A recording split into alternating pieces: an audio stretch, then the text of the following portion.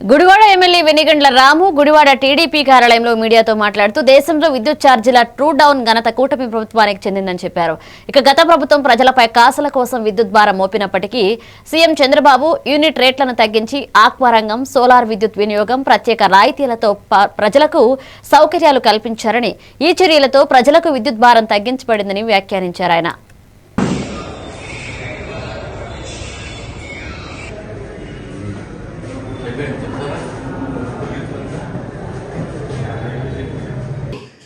చారిత్రాత్మకంగా మొట్టమొదటిసారిగా మనం ఎప్పుడు విన్న విషయం ఒకటి వింటున్నాం. విద్యుత్ ఛార్జీలు తగ్గింపు. విద్యుత్ ఛార్జీలు తగ్గింపు అనేది అసలు ఎలా పాసిబుల్ అనేది ఎవరో ఊహించలేని సంగతి. ఎప్పుడైనా కానీ, ఎక్కడైనా కానీ, ఏ గవర్నమెంట్లో అయినా కానీ ప్రపంచంలో ఎక్కడా కూడా జరగని విషయం. మనకి కాస్ట్లు పెరుగుతూ ఉన్నాయి, విద్యుత్ మీద ఛార్జీలు అవసరాలు పెరుగుతూ ఉన్నాయి, విద్యుత్ అవసరాలు. కానీ దానికి తగ్గట్టుగా స్పీడ్గా మనం కనుక దాని ప్రొడక్షన్ మనం ఇంప్రూవ్ చేసుకోలేకపోతే మనకి ఆటోమేటిక్గా విద్యుత్ ఛార్జీలు పెరిగిపోతాయి.